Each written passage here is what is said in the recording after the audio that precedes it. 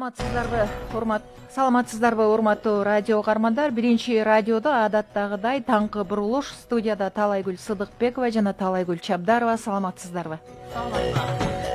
Эсиңиздерге салып коелу, биз ушул жаңыдан эфирге чыгып жаткан ушул жаңы долбоордун алкагында бүгүн сиздерге режиссер Бакыт Ашырахманов, Азиз Чокморов, Улан Солтобек уулунан турган чоң команда кызмат кылат. Кутман таңдар менен урматтуу угармандар, мынакей студияда эки Талайгүлбүз. Бүгүн биз таңкы бурулуш программасын алып барабыз. Биз албетте биринчи маалыматтык радио мына ушул таңкы бурулуш менен маалыматын баштайт. Бүгүн күнгө дүйшөмбү Талайгүл. Кирип келген жума ушундай бир жакшы жаңылыктар менен башталсын деп азыр жаңылыктарга кезек берели. Анда биз кесиптешибиз Урмат Жээнбековду соңку жаңылыктар менен студияга чакыралы. Саламатсыңбы, Урмат? Саламатсыздарбы, кесиптештер. Акыркы жаңылыктар менен жалпы угармандарды тааныштырып койсоң. Рахмат.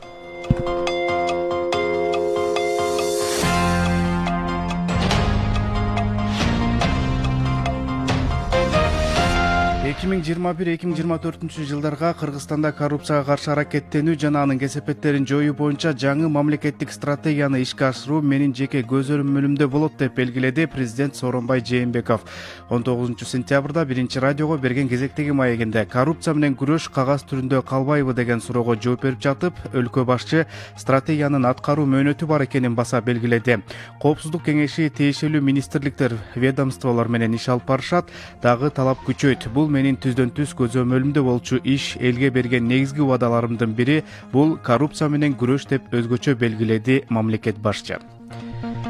Борбордук шайлоо комиссиясы 4-октябрда боло турган жогорку кеңештин депутаттарын шайлоого байкоо жүргүзүү үчүн эл аралык уюмдардын дагы 14 өкүлүн эл аралык байкоочу катары аккредитациядан өткөрүү токтомун кабыл алды. Боршайком буга чейин эл аралык 25 байкоочуну каттоодон өткөргөн. Ошондой эле Борбордук шайлоо комиссиясы Москва шаарында 3-чү шайлоо участкасын түздү. Жаңы добуш берүү тилкеси элчиликтин аймагында Москва шаарынын Большая Ордынка көчөсүндө уюштурулду. БШК чет өлкөлөрдө 45 шайлоо участкасын түздү. Элчилик биометрикалык маалыматтарын тапшырган жана чет өлкөлөрдөгү консулдук кызматтарда каттоодо турган жарандар автоматтык түрдө тиешелүү участкага шайлоочулардын тизмесине киргизилерин эскертет. Кытай, Кыргызстан, Өзбекстан темир жолун куруу боюнча сүйлөшүүлөр жүрүп жатат. Бул тууралуу президент Сооронбай Жээнбеков биринчи радиого берген маегинде билдирди. Мамлекет башчы Кытайдын тышкы иштер министри Ван Ийнин Кыргызстанга расмий сапарында аталган темир жолду куруу долбоору талкууланганын айтты. Белгилей кетсек, Кытай, Кыргызстан, Өзбекстан темир жолу долбоору Кыргызстандын транспорттук секторундагы ири долбоор болуп саналат. Долбоор өлкөнүн транзиттик мүмкүнчүлүгүн кеңейтип, түштүк, батыш жана чыгыш Азия өлкөлөрү менен Кыргызстанды тыгыз байланыштырат. Бүгүн 21 сентябрдан тарта Кыргызстан менен Россиянын ортосунда авиа каттамдар туруктуу жүргүзүлө баштайт. Алгачкы этапта Бишкек-Москва, Бишкек багыты боюнча каттам жумасына бир жолу ишке ашырылат. Кыргызстан тараптан каттамдар дайыма Ави Трафик авиакомпаниясы тарабынан жума күндөрү учат.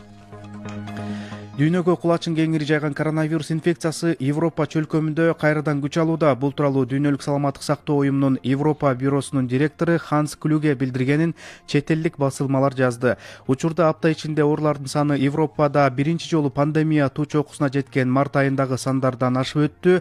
Аймактагы акыркы аптадагы эсептөөдө 300 000 учур аныкталды. Европа өлкөлөрүнүн жарымынан көбү акыркы 2 аптада инфекциялардын 10% ашык көбөйгөнүн билдирди деген Клюге.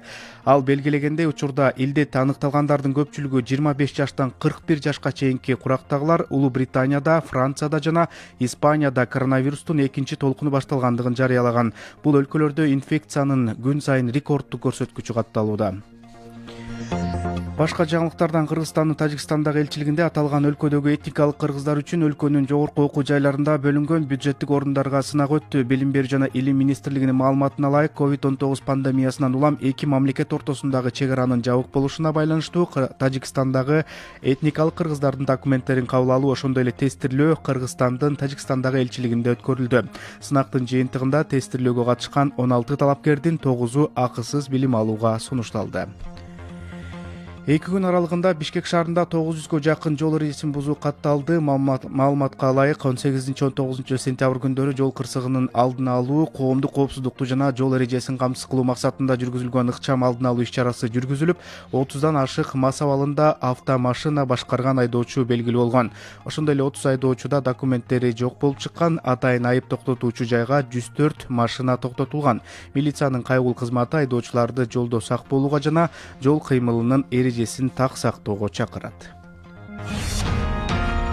Ушул жана башка жаңылыктарды Биринчи радионун Facebook, Instagram, Telegram социалдык тармактарынан таап окуй аласыздар. Андан сырткары Биринчи радионун КТРК чекит KG сайтындагы бөлүмүнөн окуй аласыздар.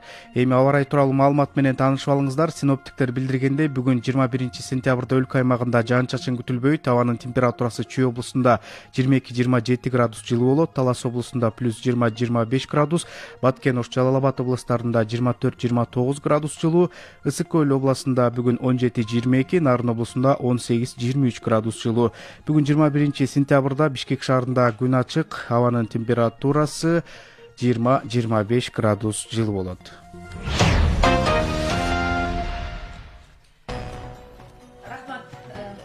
Биз уктуруубузду уланталы. Биздин студияда ошол соңку жаңылыктар менен өлкө аймагындагы кесиптешибиз Урмат Жээнбеков болду. Биз Урматты кийинки сааттарда дагы соңку жаңылыктар менен күтөбүз. Анда биз түз эфирдеги сөзүбүздү уланта берели. Өзүңүз байкагандай, Таалайгүл эже, мына бүгүнкү күндө ошол соңку жаңылыктар деп айтылды. Анан эл аралык деңгээлде дагы бир топ жаңылыктар болуп атат. Өзүңүз дагы көрүп атасыз, угуп атасыз. Мына Белоруссияда дагы деле нааразычылык акциялары уланууда.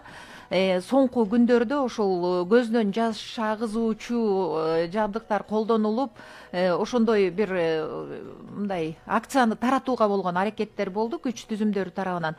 Ошол Белоруссиянын көптөгөн шаарында ушундай эле акциялар уланып жаткандыгы тууралуу соңку маалыматтар бар экен. Андан сырткары биздин өлкө аймагында да бир жакшы жаңылыктар болуп атат десек болот. Анткени таңкы маанайды жакшы жаңылыктар ачат болуш керек.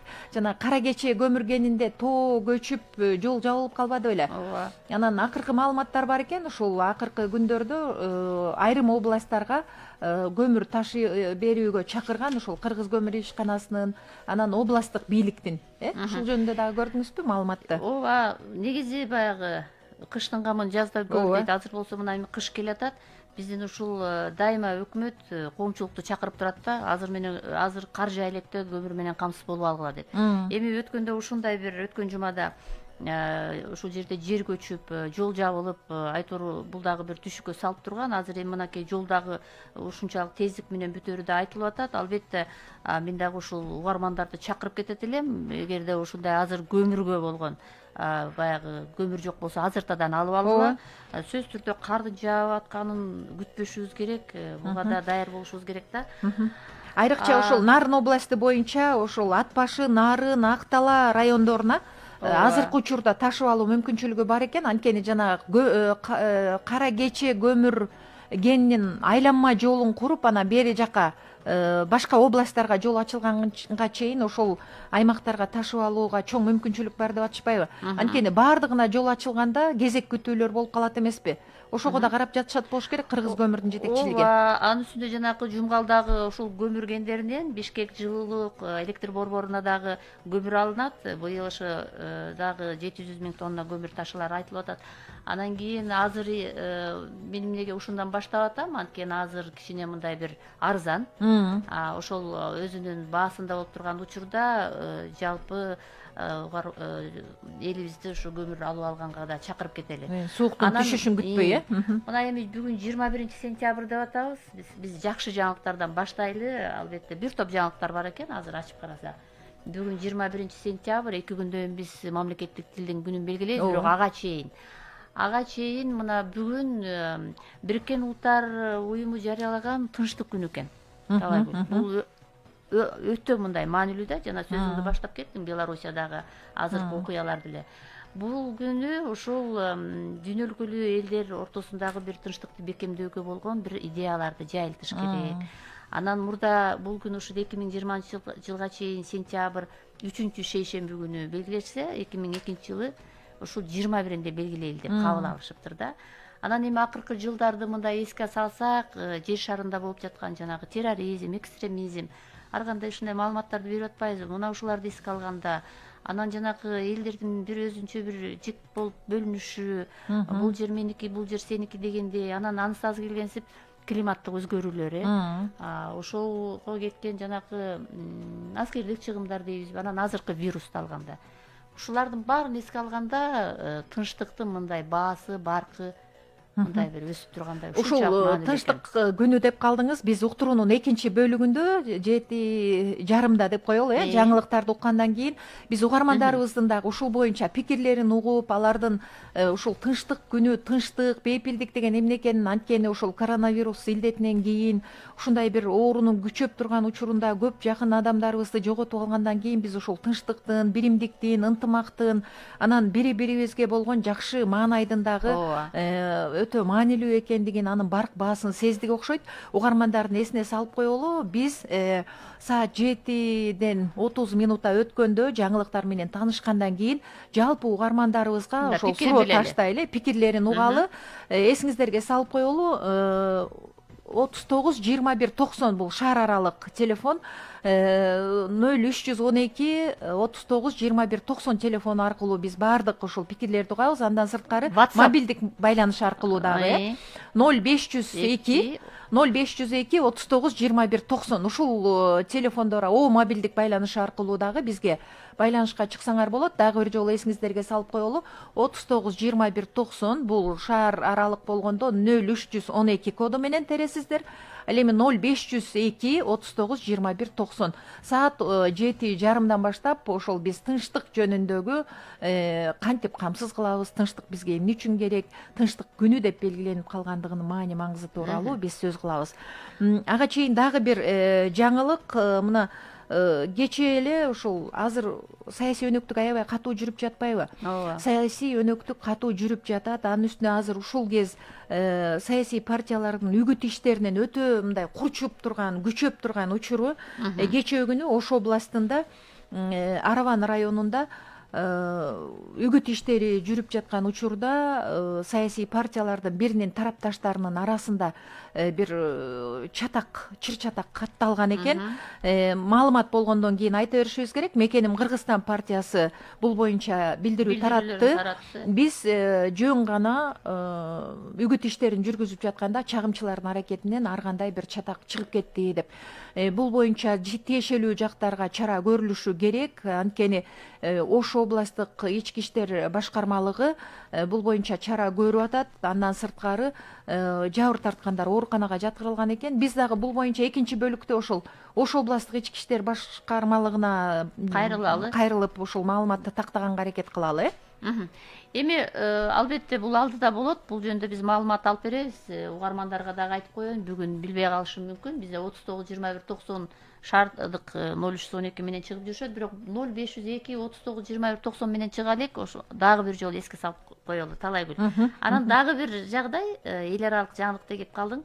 Бүгүн 21 сентябрда эмне болот экен деп дагы карап көрсөм, мына ал жерде жазылып турат да, Япониядачы бул күнү карыларды кадырлоо күнү экен да. Абдан жакшы экен. Бизде мисалы үчүн 1-октябрда карылар күнү дейбиз да.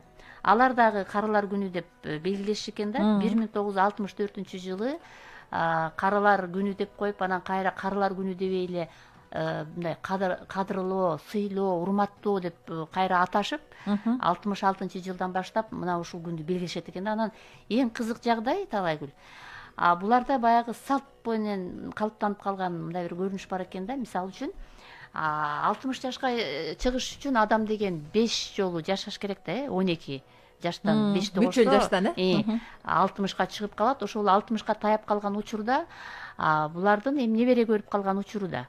Ошондо неберелери буларга кызыл цветтеги, бизде эми чыптама деп коебуз го, ошол чыптаманы пиджак деп коелу. Ошону белекке беришет экен. Башына кичинекей шапка берет экен. Анткени булар кайрадан баягы балалык кезге кайтып келаткан мүнөз калыптанып калат да. Анан кийин 60-тан өткөндөн кийин 70-77 жашка келгенде алар баягы сирен гүлү бар го, ошонун түсүндөгү чыптаманы кийгизишет экен да. Анан 80-88 жашка келгенде булар болсо сары түстөгү. Анан 99 жашка келгенде ак түстөгү чыптаманы кийишет экен да. Кызык экен да. Азыр эми эстеп калыш керек экен. 99 жашка келгенде ак түстөгү чыптаманы кийсе, демек бул адамдын жашы 100гө жакындап калды деп. 2013-жылдагы статистиканы алып карасак, ошол 100 азыр айтайын 55 миңге жеткен карылар бар экен да. Ошол негизи Японияда баягы Бул салт экен да, демек. Салт экен. Япония өзү дүйнө өлкөлөр боюнча баягы узак жашаган баягы адамдары бар боюнча 6да да. Анан мындай айтканда 55 миңге жеткен деп айтып атпайбы, ошонун 87% аялдар түзөт экен да. Аялдар ал Японияда узакка жашашат экен. Ушул жагдай мага аябай жакты да. Бирок биз айтпайбыз Япониянын салты боюнча азыр кайсы түстөгү чыптама кийербиз деп. Жок, анан мен ушундан бир нерсени айтып коеюн деп атам да, Талайгүл. Булар деген кантип ушул узак жашоого жетет дегендечи, адам деген туура тамактаныш керек, анан кийин тазалыкты сүйүш керек дегенде, тазалык деген эмне деген? Мына азыр биз тынчтык жөнүндө айтып атпайбызбы? Булар ушунчалык ички дүйнөдө таза, анан бирөөгө мындай жаман нерселерди ойлобой, анан негизи позитивдүү маанайда эмгек кылыш керек, дайыма кыймылда болуш керек деп сен айткандай позитивдүү жүрүшөт экен да. Мына ушуну эске алыш керек. Жакшы экен. Дагы бир маселе, азыр коомчулукта, биздин элдин ичинде деле бир ар кандай көрүнүштөр, ар кандай окуялар болуп атпайбы? Азыр саат 7-ден 16 минутта өттү, урматтуу радио каармандар. Биз саатты айтып коелу. Бүгүнкү күндө ошол жанагы ар кандай бир окуяларга туш болуп жабыр тартып калгандар көп болуп атпайбы, Талайгүл эже? Анан Ысык көл областынын, өкмөттүн Ысык көл областындагы ыйгарым укуктуу өкүлү Балбак Төлөбаев Facebook баракчасына жазып чыкпадыбы? Ооба. Жанагы эл арасында финиш касса деген финансылык алдоочу топтор пайда болду. Бул алдоо финансылык, аферистик, пирамидалык топтор акча бербегиле, азыр коопсуздук күчтөрү иштеп жатат, такыр жолобогула, келишсе милицияга билдиргиле деп ушундай бир билдирүү таратыптыр. Анткени биз көрүп атабыз, мына биздин кесиптештер деле, жакын адамдарыбыз деле көрүп атат болуш керек. Байкасаңыз, мисалы автобуста баратасыңбы, же көчөдө, же бир коомдук жайларда, кезек күткөн жерлерде биздин эжелерибиз, курдаштарыбыз сүйлөшүп калганын угууга болот да. Мынча акчадан чогултуп атабыз, тигил төксө сен аласың, бул төксө бул алат. Анан алдыңа мынча адам жаздыр. Ооба, жаздырып кой, анан мынчадан төгүш керек, жана башка дегенчи. Демек, бул ошол аферистик топтордун эле аракети, ошолорго бир курмандыкка чалынып калбагыла деген чакырык болуп атпайбы? Ушул боюнча бир атайын сурамжылоо да жүргүзүп жатты эле биздин балдар, кабарчылар. Угандыбы? Ошону укпайлыбы анда, Ошол кабарчылардын атайын бир даярдаган экспресс интервьюлары бар. Эсиңиздерге салып коелу, мына ошол Facebook пайдалануучулар, деги эле социалдык тармактагылар бул теманы аябай талкуулап атышат да. Мисалы, ошол эле Facebook пайдалануучу Мирлан Жолочиевич деген жазып атат: интернет булактарынан маалыматтарды окуп чыктым, чет өлкөлүк эксперттердин анализдерин. Мындай шылуундар, тармактык маркетинг сыяктуу тармактар өзгөчө жумуш жок өлкөлөрдө стресстик абалда жүргөндө оңой ишке ашырышат өздөрүнүн максаттарын. Себеби адам ресурстарын пайдаланып, биринин шапкесин бирине кийгизип, ортодо уюштуруучулар гана 3-4 адам өз алдынча жыргай берет экен деп. Демек, бул кызылдай акчаңды салып эле кимдир бирөөнү байытуу катары кабыл алыш керек да. Эми биздин эл дагы мындай логика менен мындай ой жүгүртүш керек да. Жөн эле мындай тез эле аранын ичинде бир акча мындай болуп калат деп, мен бүгүн эле байып кетишим керек, анан момчу адамдап келсем момчу акча түшүп калат деген нерсени мындай ойлонуш керек да. Кантип ушундай бир акчага 1-2 күндө жетүү мүмкүн болсун да. Ошо ишендириш үчүн кээ бирөөнө ошондой акча берип коет болуш керек да, айрымдарыначы. Ошондон улам баягы жапырт массалык түрдө кимдир бирөөнүн чөнтөгүнө акча чогултуу болуп жатпайбы? Азыр ошол замандаштардын пикирин угуп көрөлү. Даяр болсо, Сетевой маркетингке каршымын. Көп эле адамдар жазылып неметет, бирөөнү байып же бир неметкенин уккан эмесмин. Вообще тааныштарым жок. Мен андайларга ишенбейм, чынын айтсам. Бүт эле жакта да Кыргызстандан башынан бери эле кидала го. Эми алдатып кетишет да, акчанын баарын алып эле. Эми тааныштарым көбүнчөсү эле эметкен, эми мындай айтканда бир 50% деген иштеп көргөн. анан бүт эле кидалы, акчасын алат, талдатып кетет. Ошондой. Пайда тапкандар болдубу? Жок, анысын уга электим. Сетевой маркетинг билбейм, бул жакта аракет кылса, аракет кылган адамдардыкында колунан келип өркүнүп кетиши мүмкүн да. Ойлойм бул бардык адамдардын колунан келе бербейт депчи. Балким махинация сызмалуу ушундай сетевой маркетингтерде бар болушу мүмкүн, еще таза иштеген маркетингтерде бар болушу мүмкүн, сетевойчу. Мен эч ким байып неметкенин көргөн жокмун на примере кого-то. Там получается бир экөөнү эле мындай көрсөтүп коет, анан адамдар көбү алданат деп ойлоймун да. Лекарственный свойстволору бар препараттарда адамдын медицинский образованиясы болгондо гана предлагать этилат. Аны болсо билип билбей эле буга жардам берет, тиге жардам берет деп предлагать эткен бул туура эмес деп ойлойм. Алып кеткендер болгон деген, которые заказали, но заказ келген эмес. Акчасын төлөйт да биринчи через кошелек, электронный кошелек. Мына канча адам катышты, бардыгында тең, демек буга мындай каршы пикирин ишене бербейт экен да. Бирок азыр деген интернет аркылуу дагы көп мындай бир сатып алуулар азыр чыкпадыбы? Мисалы үчүн интернет аркылуу кээ бирлери косметика же болбосо бир дары дармектерди сатып ала турган жагдайлар болуп атат. Бирок кадимкидей интернет дүкөндөр иштеп атат да. Алысы жок эле жөн эле келип жазылгыла, анан сен мынча адам алып келип мынча акча төксөң, анан момчу болуп байып кетесиң деген нерседен биздин угармандарыбыз, жарандарыбыз мындай уулап болушу керек да. Рахмат, биз ошол пикирин билдирген замандаштарыбыздын оюн уктук. Албетте бул өзгөчө бир маанилүү экендигин, жөн эле кызылдай акчаң менен кимдир бирөөнүн чөнтөгүн кампайта берүүнүн зарылчылыгы жок экенин, ак эмгек менен көп мындай бир өзүң үчүн пайда алып келсе болоорун дагы бир жолу түшүндүк окшойт. Саат Бишкекте 7-ден 21 минутта өттү. Биз эми сөзүбүздү дагы уланта берели. Анан донорлор жөнүндө дагы маалымат бар эле.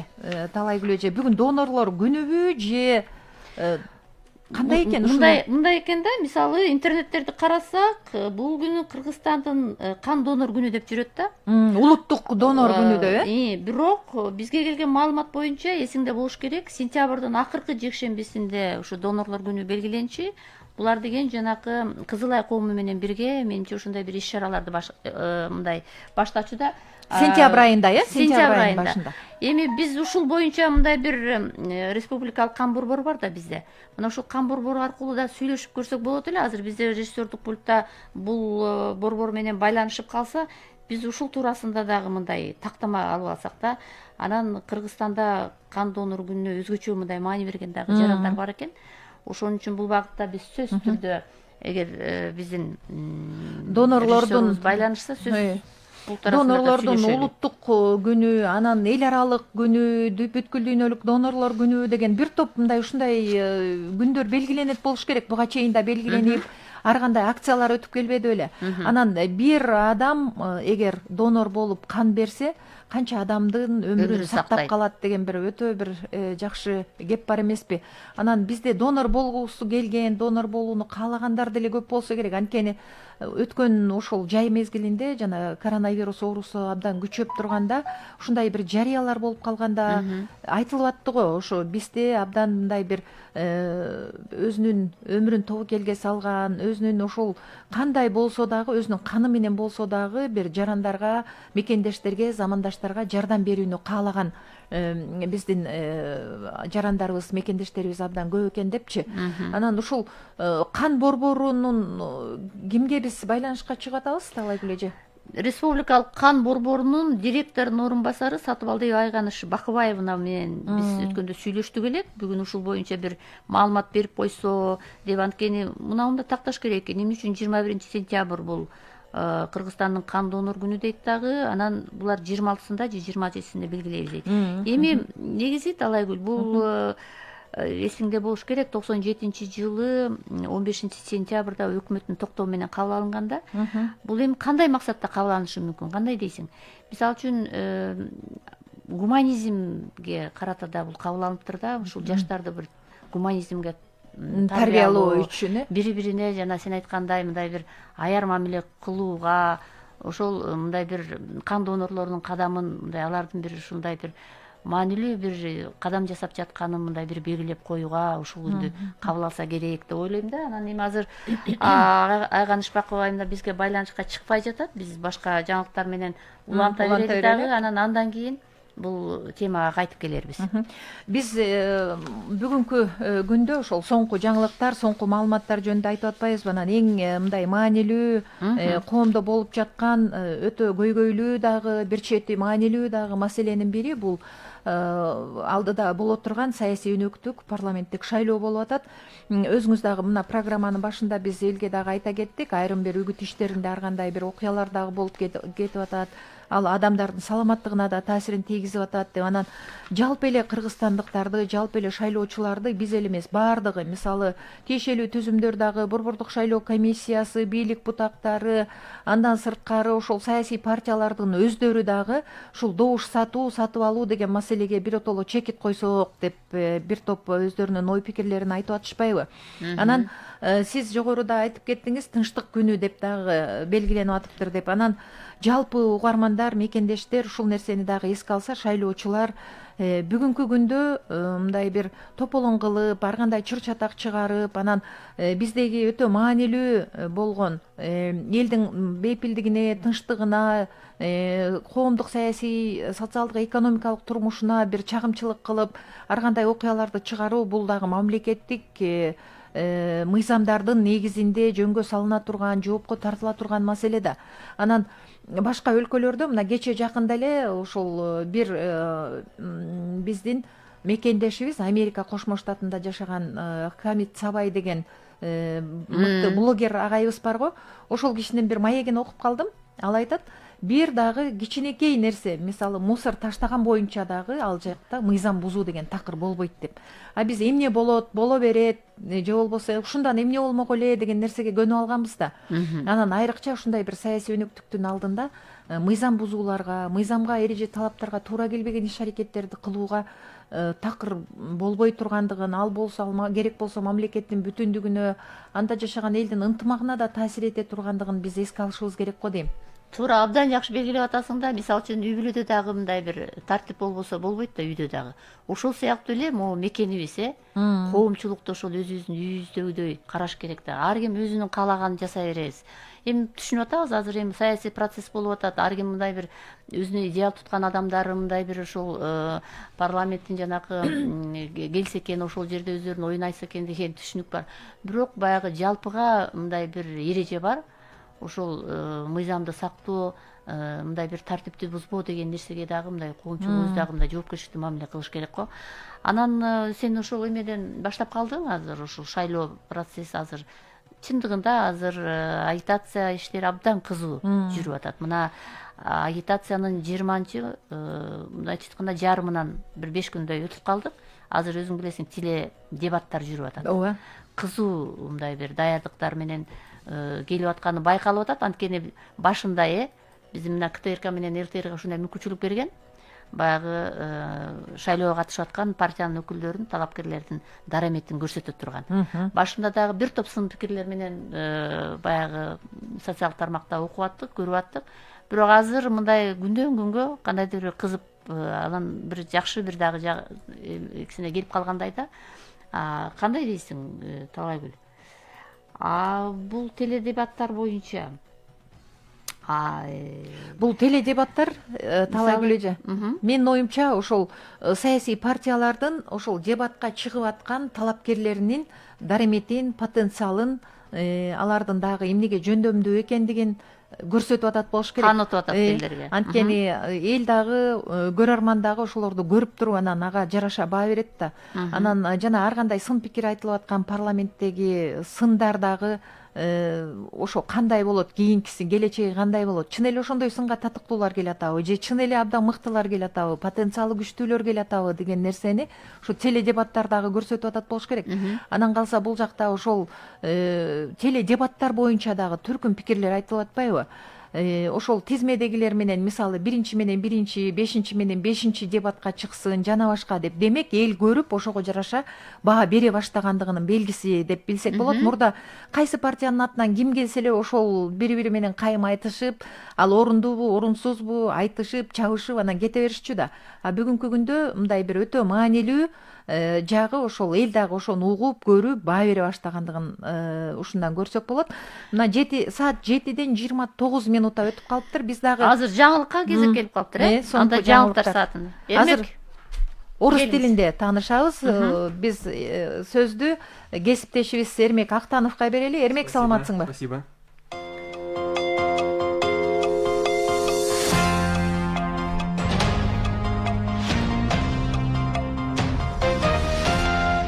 В эфире новости, у микрофона Эрмек Актанов. Важно своевременно пополнять запас необходимых лекарственных средств. Об этом премьер-министр Кубатбек Боронов отметил на заседании Республиканского оперативного штаба. По данным Министерства здравоохранения, в республике на данный момент имеется достаточный запас необходимых медикаментов, рассчитанный на 3 месяца.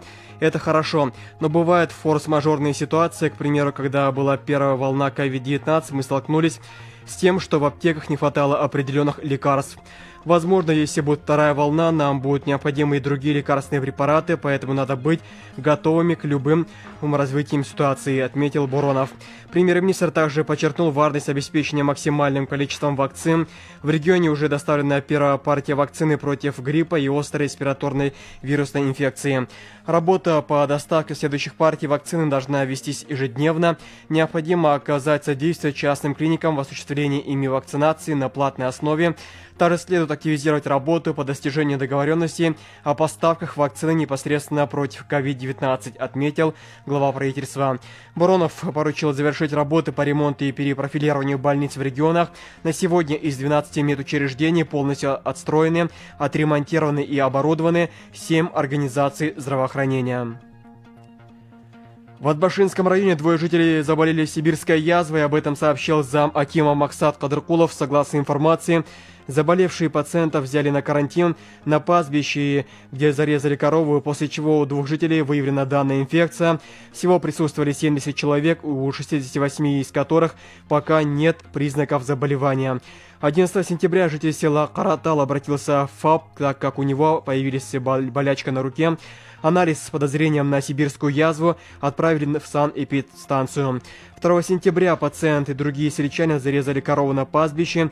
Мясо скота они продали соседям, местным жителям. Специалисты взяли анализ с места убоя скота. Штаб по стабилизации эпидситуации в районе взял анализ у всех скотоводов в радиусе 1 километр от села. По алгоритму и получил контроль над окружающими животноводами и их семьями в общей сложности 70 человек. В Чаткальском районе из-за камнепада на руднике погиб 1 из 2 сотрудников. Информацию подтвердила пресс-служба УВД Джалабадской области. Согласно информации, в ночь 16 на 17 сентября в одном из горных штормов компании Кичи Чарт произошел камнепад, в результате чего погиб уроженец из Сокульской области. Пострадал уроженец Токтагульского района, он доставлен в больницу.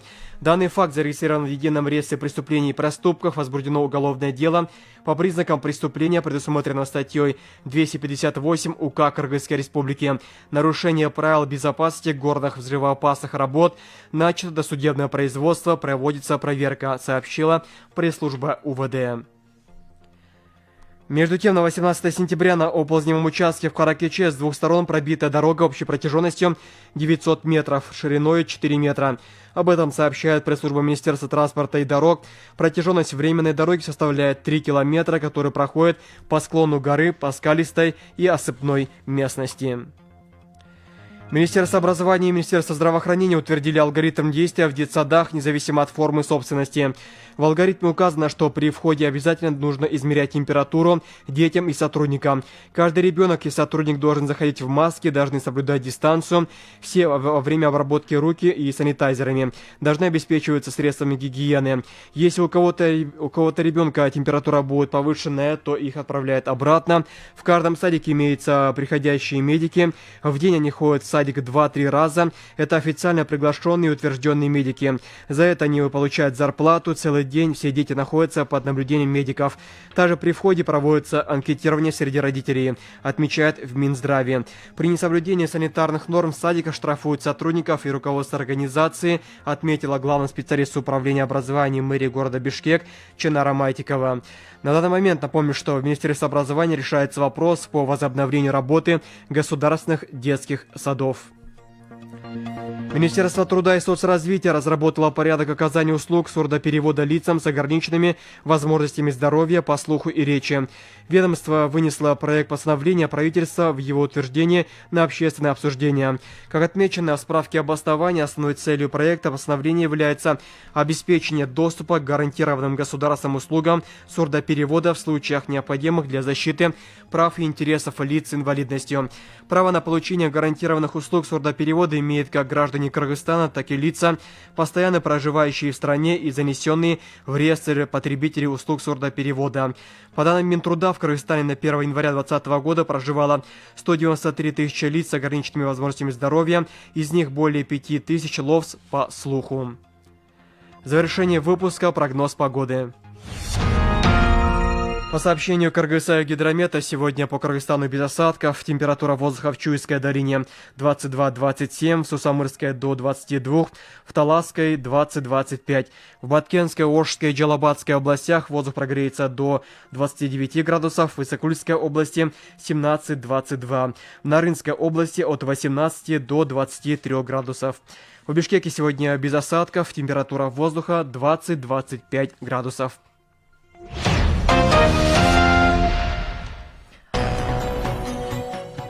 Рахмат, Эрмек. Биз дагы кийинки саатта дагы жаңылыктардын соңку топтому менен тааныштырмакчыбыз. Азыр Бишкекте саат 7:35 өттү. Сиздер биринчи радионун таңкы буруш программасын угуп жатасыздар. Студияда Талайгүл Сыдыкбекова жана Талайгүл Чабдарова. Биздин программаны сиздерге жеткирүү үчүн Бакыт Ашырахманов, Улан Солтубек уулу, Азиз Чокморов иштеп жатат. Анда биз негизги сөзүбүзгө өтө берели. Жогоруда белгиленгендей, бүгүн бүткүл дүйнөлүк тынчтык күнү. Бул дүйнөлүк ынтымактын, маданият аралык кызматташуунун, миллиондогон адамдар зомбулукка каршы бириккен күн болуп эсептелет. Бириккен Улуттар уюму тарабынан кабыл алынып, 2013 жылдан тарта жарыяланган 21 сентябрь бүткүл дүйнөлүк тынчтык күнү дүйнө жүзүндөгү көптөгөн өлкөлөрдө белгиленип келет. Бул күн дүйнөдө тынчтык идеяларын жайылтуу максатында кабыл алынган экен. Муну буга чейин дагы Талайгүл эже баса белгилеген. Эми биз угармандардан ушул багытта да пикирлерди, ойлорду уксак, биздин байланыш телефондорду дагы бир жолу эсиңиздерге салып коелу. 39 21 90 0502 39 21 90 телефондору аркылуу биз угармандардын пикирлерин кабыл алабыз. Деги эле тынчтык күнү, бул боюнча сиздер кандай ойлойсуздар? Негизи эле тынчтык бул калктын жашоосу, турмушу үчүн, деги эле адам өмүрү үчүн, мамлекет үчүн, эл үчүн, дүйнө жүзү үчүн бул мааниси канчалык? Биз ушул боюнча элдин дагы пикирин укканга аракет кылалы. Ага чейин ушул Эрмек айтып кетпедиби жана коронавирус илдетинин эреже талаптарын сактоо боюнча? Талайгүл эже. Биз акыркы учурда ушул мына азыр Европада дагы, Түркияда дагы бул коронавирустун экинчи толкуну дагы мындай келип калганын айтып атат маалыматтарда. Биз сак болушубуз керек, анткени эпидемия деген эпидемия, ал эпидемия эмес, пандемия болуп турган учурда биздин мындай бир жарандар дагы буга этияттык менен. Ошо мурда кандай болду? Июль айында эмнелерди гана көрдүк, мына ушуларга мындай бир маани бериш керек да. Дагы деле жанакы аралыкты сактоо, дагы деле бет кап кийүү деген талаптарды эсибизден чыгарбашыбыз керек. Тазалыкка өзгөчө көңүл буруу деп. Анан өткөндө сиздер дагы абдан жакшы бул боюнча айттыңыздар. Кечээ азыр мен жаңылыктан да окуп калдым. Жалал Абадта мисалы үчүн биринчи кылмыш иши козголуптур. Жанакы той өткөрүү боюнча. Той аштарды дагы мындай элдерибиз ойлош керек. Бул эми мындай да бир эле өкмөт эле буга аракет кыла бербеш керек да, буга коомчулук дагы мындай бир өзүнүн салымын кошуш керек. Мен ушундай пандемия болуп аткан учурда эмнеге той беришим керек? Пандемия болуп аткан учурда эмне үчүн мындай бир көбүрөөк буга маани бербешим керек деген мына ушул эпидемиялык дагы абалга өзгөчө мындай бир көңүл буруш керек. Биз акыркы ушул жаңылыктардан дагы бир жакшы жагдайды дагы айтып койсок, мына Россияга барууну каалагандар. Бул дагы ушул коронавируска байланыштуу авиакаттамдар токтоп турган. Россияга барууну каалаган кыргызстандыктар эми ошол коронавируска тапшырган тестти терс жыйынтык көрсөткөн учурларын дагы көрсөтүшү керек да. Кечээ жакында эле чыкты бул маалымат. Мисалы үчүн Кыргыз Республикасы менен Россия Федерациясынын элчилигинен келген кабар. Мында 21 сентябрдан тарта аба жолдор ачылган, бүгүнкү күндөн аба жолдор ачылганы айтылат. Бирок эки жак менен сүйлөшүү бул жумасына бир жолу. Анан азырынча Аэрофлот менен авиатрафик компаниялары аркылуу аткарылып турат экен. Мына ушуну дагы биз айтып коюшубуз керек. Демек, тестти ошо жүргүнчү Россиянын аймагына киргенге чейинки 3 күндүн аралыгында тапшырышы зарыл экен. Ошо эреже талаптарды сактоо боюнча мисалы эксперттер, вирусологдор айтып атышпайбы? Европада бул экинчи толкун башталышы мүмкүн, анткени ооруга чалдыккандар, жапа чеккендер көбөйө баштады деп. Бирок ошол эле учурда Германияда, Улуу Британияда ушундай чектөөлөргө каршылык билдирген акциялар өтүп атат. Мына соңку маалыматтар, соңку маалыматтар боюнча Германиянын Дюссельдорф шаарында 20 сентябрда кечээ күнү 50 миңдей адам катышкан акция болот деп маалымат берилген экен. Андай акция өтүптүр. Андан мурунку күнү 19 сентябрда сиз айткан Лондон шаарында дагы ушундай акция өтүптүр. Демек, бир четинен алганда бул эреже талаптар, чектөөлөр адамдарды тажатып жибергендей да. Бирок ошол эч кандай чектөөлөргө карабай койгон күндө деле бүгүнкү күндө ошонун мындай запкысын тартып калып аткандар көп эле болуп атпайбы? Биздин Кыргызстанда ошол жанагы той аштарды өткөрүүгө тыюу салуу, көп адамдарды чогултуп той өткөргөн кафелерге айыппулдарды салуу менен эле чектелбестен азыр ошондой тойканалардын ээсине кылмыш ишин козгоо деген дагы жаңы эреже кирди окшойт. Бул кайсы бир деңгээлде ошо чектөөгө баш ийбей жаткандыктан жоопкерчиликти катуулаткан катары кабыл алсак болот да. Туура. Мисалы үчүн биз азыр мына чектөө, мисалы үчүн бизге бул пайдасыз экенин дагы көрсөтпөдү. Аны өзүбүз болтурбаш үчүн ошондой жанагындай айтылган талаптарды аткарышыбыз керек да. Экинчи жолу жанагынтип өзгөчө кырдаалдар кирип калбас үчүн бул өзүбүзгө байланыштуу экен да. Мисалы канча жерде азыр мындай ооруга чалдыкпаган адамдарыбыз да бар. Ооруп, бирок ошол ооруну көтөрүп жүргөн адамдар бар дагы деле. Ошон үчүн биз дагы ошол чектөөлөргө түшүп калбаш үчүн аны ар бирибиз салым кошушубуз керек экен да. Мен азыр могул жерде карап отурам, мына ошо мисалы үчүн бет кап тагынууга, башка чектөөлөргө каршы Румыниянын борбору Бухарестте дагы жүздөгөн адамдар чыгышты. Андай болбош үчүн биз өзүбүз ошого жетпеш үчүн өзүбүзгө эле бул көз каранды да. Муну элибиз мындай аябай түшүнүү менен мамиле кылса жакшы болот эле. Ошол эреже талаптарды сактагыла деп кайра айтып аткан нерсени көп элес албай коюу дагы бир топ мындай бир өзүнүн кесепетин алып келет экен. Мына соңку маалыматтар боюнча Өзбекстандынбы кайсыл өлкөнүн вице-премьер-министри, Өзбекстандын вице-премьер-министри дагы ушул коронавирустун өтүшүп кеткенинен улам анан дагы инсультка кабылды деген, анан ошондон улам каза болду деген да маалымат жүрбөйбү? Демек, бул оору, илдет эч нерсеге карабай ушул баардык ошол оорусу күчөп тургандарга же да өнөкөт оорусу барларга катуу тээрин биздин дарыгерлер дагы керейлі кечке какшап болгон бүткөн жердин баарынан маалымат берип атышпайбы?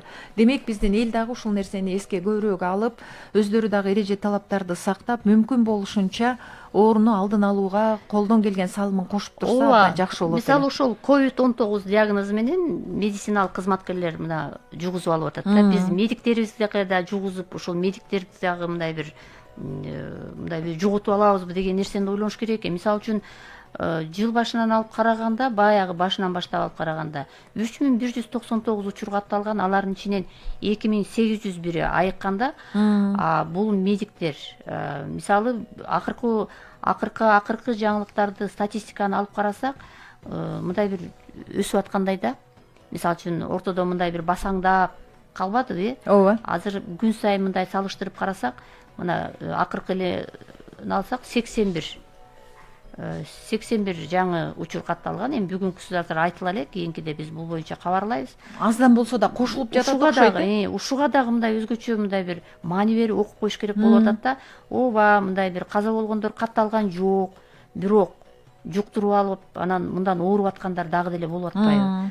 Ошон үчүн муну караш керек. Эми бул өпкөбүзгө зыяны чоң экен да. Мына азыр мен ушул статистикаларды карап атам да. Соңку статистикалар, Соңку статистикалар боюнча бул абдан мындай маани бериш керек да. Мына ошол эле медиктердин арасында албетте айыгып чыккандарды көп болуп атат деп буга сүйүнүп калып атабыз. Бирок ошол менен эле баягыда бир 50-60ка түшүп калса, азыр кайра 100гө чукулдап калыптыр да. 91-81 деген бул нерселерге да өзгөчө көңүл буруш керек. Талайгүл эже бизге алгачкы угарман байланышка чыкты. Мына бизге режиссер дагы ал адамды тааныштырып атат. Искусствонун деги эле ушул театр дүйнөсүнүн адамдары, булардын жан дүйнөсү мындай таза, анан кандайдыр бир окуяларга, жакшы маалыматтарга мындай эт бетинен кетип сүйүнгөн, дүйнөнү таанып билүүсү бизге караганда такыр башкача болгон ушундай бир искусство адамдары болот эмеспи? Ошондой жарандарыбыздын, замандаштарыбыздын бири өлкөдөгү Бишкектеги Куурчак театрынын артисти Аман Мамбетахунов биз менен байланышта. Аман мырза, саламатсызбы? Саламатсыздарбы? Биздин уктурууну угуп жаткан окшойсуз байланышка чыкканыңызга караганда. Ооба, жакшы нерселерди айтып атасыздар. Мен бир жакшы нерсе айтып кетейин дедим эле, каалоо. Айтыңыз. Бул жүрөгүң тынч болсо, аалам тынч болот го. Ошол бүгүнкү күндү жакшы күн экен, тынчтык күн экен. Ошол баардыгы жекеле өзүбүз эмес, жалпы кандай десем, дүйнө жүзү тынч болсун деп тилейт. Бул пандемия, коронавирус шарты, Аман мырза, бир топторубузду мындай чүнчүтүп, керек болсо эмне кыларыбызды билбей кайсактап калган учур көп эле болбоду? Мына Кудай атоо кичине өтүп баратат десек болот. Чыгармачыл адамдар катуу эле кабыл алсаңыздар керек бул нерсени. Эми өзүңүздөр билгендей, чыгармачыл адамдардын жүрөгү өтө назик болот го. Ошо уккан деле бир башкача нерселер кетти. Кандай болуп кетет, эмне болуп кетет деп жада калса ошо ырлар жазылган эмне болуп атат, өзгөчө тастар. Ошонун баары эле жүрөктүн назиктигинен, жүрөктүн тынчы калбаганынан болуш керек. Азыр болсо, Кудайга шүгүр. Жакшы болуп кетет деген ойдобуз. Жана эреже талаптарды сактабай жатышат деп атпайбызбы? Ушуга сиз кандай карайсыз? Эмне кылышыбыз керек ошону сакташ үчүн? Жалпы элибизге айтар сөзүңүз да? Жалпы элге айтар сөзүбүз эми эреже талапты туура аткарсак эле, бир жакадан баш бир жеңден кол чыгарсак, Кудайым буйрса баардыгынан жеңип кетебиз деген ойдобуз. Элбетим айтарым ошол.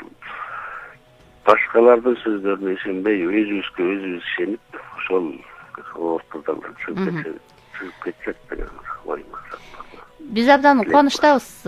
Мына сиз эртең менен бизге ошо таң эрте кошулуп, биздин сөзүбүздү угуп атасыз да. Анан ушул багытта дагы бир мындай бир суроо да. Бүгүнкү күн мына тынчтыкты сакташ керек деп атпайбызбы? Биз баарыбыз ушул тынчтыктын сакталышына салым кошушубуз керек. Мекенибиз бүрү, башкалар башка өзүнүн мекенибизге берип койбойт. Ошон үчүн мекенибизде дайыма ушундай тынчтык болуш үчүн эмне кылышыбыз керек? Анан бүгүнкү күндү кандай өткөрөсүз мынакей? Ушундай бир позитивдүү маанай менен мына тынчтык күн экен деп бир жакшы сөз айттыңар да. Эмгиче пландаштырып койсоңуз керек Аман мырза. Эми баягы жүрөктөгү жакшы нерселердин баардыгы тынчтык болсо деген эле тилек да. Тынчтык бар жерде ынтымак бар, ырыс бар дегендей.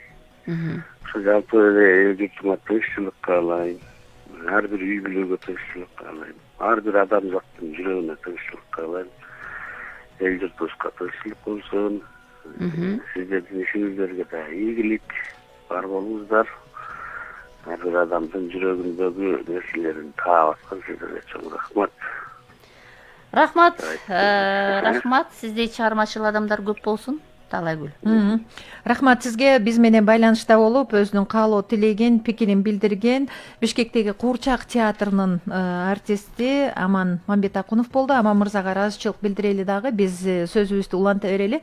Бишкекте саат 7-ден 48 минута өттү. Биздин байланыш телефондору 0312 39 21 90, андан сырткары 0502 39 21 90. Ушул телефондор аркылуу сиздер бүгүнкү уктуруу боюнча, деги эле өлкө аймагындагы соңку жаңылыктар боюнча, тынчтык күнү боюнча, коронавирус илдетин алдын алуу боюнча, же болбосо биз маалыматтарды жеткирүүнүн дагы кандай жакшы жолдору бар, мына ушул багытта дагы сиздердин пикирлерди, ойлорду укканга аракет кылабыз.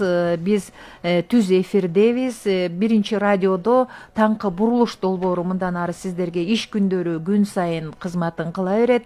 Эгер сиздер дагы жакшыртуу боюнча же элге жеткирүүдөгү дагы бир икемдүү жолдору боюнча суроолоруңуздар, ой пикир, сунуштарыңыздар болсо, биз алардын баардыгын кабыл алганга даярбыз. Сиздер биздин биринчи радиону Facebooктагы биринчи радионун баракчасынан дагы түз угуп көрүп турсаңыздар болот. Андан сырткары Instagram, Telegram социалдык түйүндөрүндө дагы биздин баракчалар бар. Биз бүгүн студияда Талайгүл Сыдыкбекова жана Талайгүл Чабдарова кызмат кылып жатабыз. Биздин сиздерге уктурууну сиздерге жеткирүү үчүн Бакыт Ашырахманов, Улан Солтобек уулу, Азиз Чокморов иштеп жатат. Талайгүл эже бизге дагы кезектеги угарман байланышка чыкты. Кабыл алалы. Саламатсызбы? Саламатсыңарбы? Кутман күнүңөр менен. Рахмат сизге. Аты жөнүңүздү айтып койсоңуз, кайдан байланышка чыгып жатасыз? Мен ошол Бишкекте, Алтын Ордо жаңы конушунда жашайм. Абдыразакова Батма. Силердин тиги радиоңорду дайыма угам.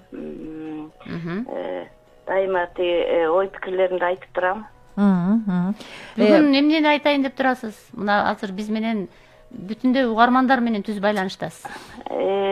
Эми мен кааларым ошо Кыргызстанда тынчтык болсун, Кыргызстан өнүп өссүн, ошо алдыда боло турган шайлоо жакшы өтсүн, ошо элдин тилеги орундалсын деген эле ойлорду айткым келет. Батма эже, мына тынчтык күнү деп атпайбызбы? Анан айрыкча энелерге, аял затына бул тынчтык деген мындай абдан керек да. Анткени ал үй бүлөсү үчүн, бала чакасы үчүн, деги эле өлкөнүн келечеги үчүн, жаштардын келечеги үчүн деп негизи эле аялдар табиятынан тынчтыкка мындай жакын болот эмеспи? Анан ар кандай окуялар болуп кетет, ар кандай жүрөк түшүргөн, үрөй учурган бир кылмыш иштери болуп кетет, же болбосо жөн эле дагы бир көрдүңүз өзүңүз оору сыркоо деген кандай экендигин көрдүк. Ушундай нерселерден алыс бололу деген бир жакшы энелик каалоо тилегиңизди дагы айтып койсоңуз. Ооба, эненин тилеги дайыма эле тынчтык, ушу жаштар аман болсун, жанагындай жеңил ойлорго алдырбасын. Анан ушу жаштар дагы, улуулар дагы сабырдуулук менен бири-бирине түшүнүү менен мамиле жасаса деп ойлойм. Азыр элдин көпчүлүгү мындай жеңил болор болбос нерсеге өздөрүнүн жеңил ойлору менен туура эмес мамилелерди бири-бирине жасап коюп атышат. Ошондойлордон алыс болсун. Кичинекей эле бир жаман туура эмес иш болсо, адамдар бири-бирине жаман нерсе кылып алышы мүмкүн.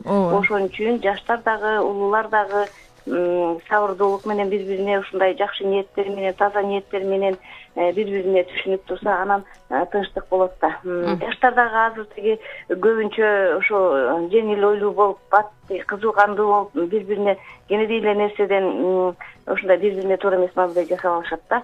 Ошон үчүн көп нерсени өткөрүп коюш керек. Эгерде көп кичинекей бир нерселерди өткөрүп койсо, адам баягы жеңип кетет деген ойдомун да. Анан анча-мынча болор болбос нерсеге туура эмес мамиле кылып алса, өздөрүнө жаман болуп, анан мындай көп нерселер болуп кетиши мүмкүн. Ошон үчүн жаштарга айтарым, ушу дайыма бири-бирине туура мамиле кылып, жанагындай сабырдуулук менен бир нерсени мындай кеңеш чечип, уруштан эч кандай эч нерсе чыкпайт. Кыйкырышып, жанагындай туура эмес сөздөрдү айткандан эч нерсе чыкпайт. Сабырдуулук менен жакшынакай ойлонуп туруп, мындай кылалы, тигиндей кылалы деп бири-бирине түшүнүү менен мамиле жасаса, көп нерсе чечилип кетет деп ойлойм. Мен да өзүм ошо көп нерсеге өзүмдү аябай мындай сабырдуу кармайм да. Ошон үчүн жаштарга да ошентип айткым келет. Батма айым, мына бүгүн биз таң эрте айттык да, 21 сентябрь бүткүл дүйнөдө ушул тынчтык күнү белгилеп атат, тынчтыкты сактоого чакырып жасаган күн депчи.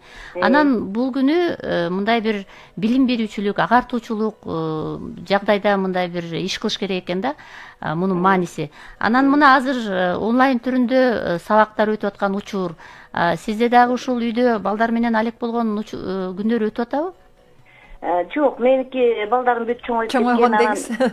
Неберелерим бар, алар болсо окууга жаштары жете элек. Анан онлайн болгондо дагы ошол көпчүлүк балдарга мен өзүм да мугалим болчумун да бир кездерде. Анан ошо билим жете бербейт го деп ойлойм да, баягы мектептен окуганга баары жетпейт, онлайн окуганда делечи. Анан аябай бир жетишкен учурда мүмкүн онлайн жетиштүү болор. Азыр болсо кээ бир бала көбүнчөсүн түшүнөт экен, кээ бир бала түшүнбөйт экен, мындай карап калганда да көрүп атпайсыз да.